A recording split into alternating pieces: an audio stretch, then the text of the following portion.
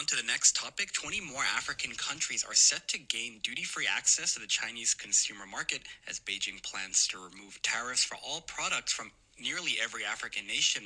The measure was announced when Foreign Minister Wang Yi recently hosted African ministers in Changsha during a ministerial meeting of the Forum on China-Africa Cooperation, or FOCAC.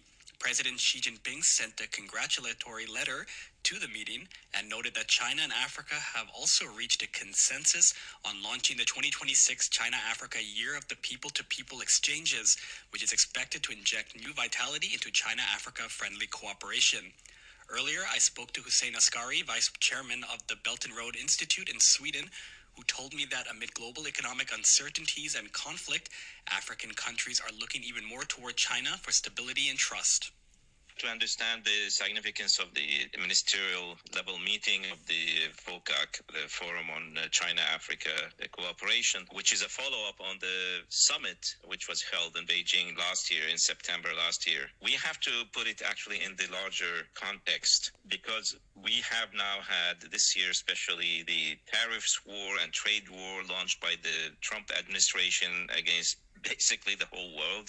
Many African nations were affected by this, of course China too, and therefore the reality is that African nations are looking for reliable and trustworthy partners who have a consistent policy, a long-term consistent policy, and they find China to be the most reliable major power, economic power and political power in the world to establish a long-term relationship with. This is what is necessary for nations, is stability and predictability. And this cannot be provided by the United States and the West. We also have a new, what people call a new world order emerging, where the nations in the global south are no longer reliable for their security and survival on protection from the former colonial powers. We see what is happening in West Africa, where the nations, ejecting the French military and security presence. American influence there is being reduced, and nations in Africa are taking their own fate in their own hands. So that world, the old world, does not really exist anymore. And this is also important. And we see with the Israeli attack on Iran, how much the U.S. policy and Trump administration policy of so-called peace through strength, which is based on hegemonic power, does not work. It cannot achieve peace. The Trump administration failed in all the areas where it said it will achieve peace in 24 hours. That is Ukraine, Gaza, and now the Israeli-Iran conflict, where we can have a regional and probably a global war on our hands with massive negative implications for the whole world. So China's policy is to achieve peace through economic cooperation and development and building trust. And this is a big contrast. It's like day and night difference in two approaches, which now makes this whole China-Africa relationship so interesting. So this is in a sense, and now also to going to the specifics, you have to understand this is a follow-up on the FOCAC summit and the 10-point program President Xi Jinping presented last September. But there were certain new elements which makes it significant in the sense which I just mentioned in the larger context, because one new element in this 10 program, where President Xi Jinping said that China will have a zero tariff to the 33 African countries who are ranked as the least developed countries in Africa.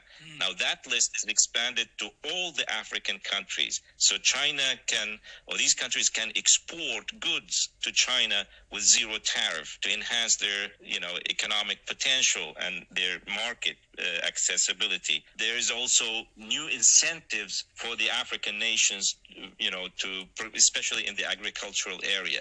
Now, part of the program, we are moving away from what people call the Angola model, where African nations export raw materials and they import finished goods. Now China is moving to a different level, and this is called the Hunan model. Hunan is in the basis for this FOCAC summit, and this meeting was held in Changsha, which is in the Hunan province. And the Hunan model, is like a departure from the old system, which is also part of the colonial system, where the cooperation between China and Africa is based on empowering African nations to resolve what President Xi Jinping already in 2015 said, mentioned the three bottlenecks of development, which is the lack of infrastructure, lack of skilled labor, and lack of capital. And China has been providing that consistently for Africans. So the Changsha or the Hunan model means that you will focus on where this Hunan province has been most strong aspect is the development of modern agriculture, which is a big dilemma for African nations because many African nations are struggling with providing food security for their people on the one hand, and then there are nations who have a lot of agriculture. They have a difficulty of processing their agricultural goods for export and marketing because they lack the infrastructure, the refrigeration, the transport, and the packaging industry. So Hunan is a perfect example of how you modernize the agriculture, including agricultural technology, agricultural machinery. The other thing is that Hunan is known for its focus on construction machinery equipment production. And this is very, very important in Africa. There's this mythology now saying that China is no longer investing in railways and, infrastructure in China. This is not true. I can come back to that. What President Xi presented last year was really enormous. So there's an emphasis on modernization and industrialization, and this Hunan model, and also eliminating poverty and also the capacity development through education. And this is something which is very, very important, and it's an upgrading of the relationship between Africa and China. So there's so much I want to go into with the economic part of what you just said. Obviously, you mentioned all the tariffs removal and the great access to Chinese markets, especially for the more impoverished African nations, which is so refreshing in today's world. But then also, I didn't even realize the significance of being held in Hunan and the hub of the development of agricultural technology. I didn't even notice that. But so it's more. This takes it beyond the general understanding of the China-Africa relationship. It's not just investing in infrastructure and that's it, but it goes to what you're saying, that they're also providing training and education in being able to equip and empower Africa in a lot of these sectors. Yes, this is the theme of the last year FOCAC summit was modernization and industrialization, and now China is not helping Africa. This is the old perception of the relationship, right, which the Europe and the United States had to, is that we need to help Africa, the poor Africans. China sees Africa as a great opportunity, not as a burden. And therefore, it's not helping Africa, it's enabling and empowering Africa to utilize its resources, both human and natural resources, to climb the value chain ladder. And now China is actually relocating lots of industries into Africa. We see pilot economic zones and industrial zones and the industrial parks popping up all over Africa. I have many examples from Egypt, Ethiopia, Rwanda, Uganda, even in Nigeria. There's lots of industrial projects where African nations can take part in the global supply chains and use their human and natural resources to get a higher added value of their products, because many African nations are upset with the old neo-colonial system where they just export the cheap raw materials and then they import all the goods they need at home. Now African nations will be producing these goods in Africa and employing Africans, young Africans, to produce these consumer and even industrial goods. And this is part of this, what President Xi presented, actually, the 8th point in the program is the, vocational education, especially in engineering technology. There will be a Chinese African Engineering Technology Academy built based on this idea of the Luban workshops. They will train 60,000 African youth, mainly women and young people, of course. There will be many such programs of education to raise the capacity of African nations to become industrialized. And this is an enormous leap forward, leapfrogging for Africa towards a better future. And I know you touched on this earlier about that the cooperation between both that was expressed in this summit, but also in the past, there's a lot of focus on friendship and trust building, and that it goes both ways. And it's a very Chinese style of cooperation. And, you explained the importance of that, especially as a lot of the African nations are recovering from the post-colonial hangover, and then, like you mentioned, in West Africa, a more recent expelling of French influence. So that focus on cooperation and trust, and it also goes way back between China and Africa, right? It's not just in the last 15 years, 20 years, but it goes back into the 20th century, right? Yes, that's the from the establishment of the People's Republic of China. You had a parallel struggle for independence and freedom in China and in Africa.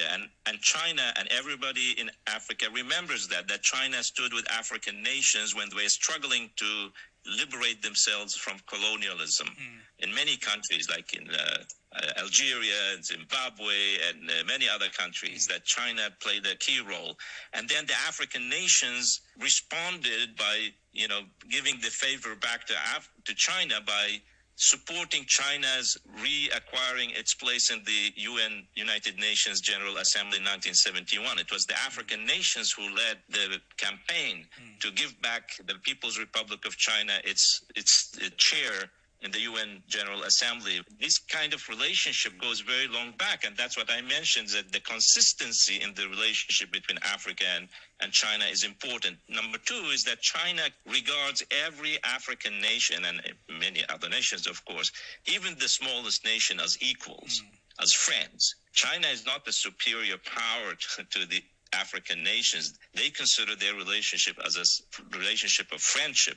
And now we have an upgrading, which is part of this last year's 10-point program, is the upgrading of the relationship between, on a cultural level, people-to-people level, between China and Africa, which is very, very important. You just led me to the last point that I want to go into, the cultural people-to-people on the ground level, because obviously you work with the Belt and Road Institute, and you obviously track the cooperation of China and China's influence in a lot of the global south. So can you just talk about the progression of China's influence and the people-to-people exchanges specifically with Africa over the last 10 years?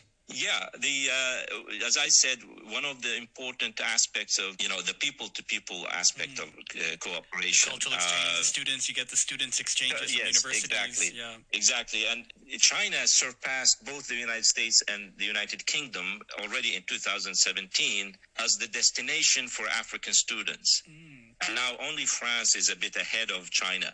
But with these programs, China will surpass even France in the number of African students seeking education in China and Chinese universities. And China is providing enormous facilities for that. But then there is also, like, the African nations and China agreed to make the 2026 the China-Africa Year of people-to-people exchanges. One of the important projects, besides, training and education, is that China is launching the and the two sides. It's called the Cultural Silk Road Program, and it's an initiative for cooperation on innovation in radio, TV, and audiovisual programs, which will be a big boost for inter-African cultural communication, but also Africa-China communication. Because as you know, the digitalization of the media in Africa is advancing very, very quickly, and China's information technology is very, very dominant in the development of the digitalization of Africa. And that includes, of course, the cultural and media aspects, like satellite television channels and many other, online-based cultural production. So this is a great boost for the cultural aspect of people-to-people exchanges, and the tourism is also increasing into Africa. I know that my friends in Egypt, they tell me that the number of Chinese tourists coming to Egypt is increasing, dramatically. And I think this includes other African countries. So this is a very important aspect of the friendship between China and Africa. That was Hussein Askary, Vice President of the Belt and Road Institute in Sweden, talking about the China-Africa Ministerial Meeting.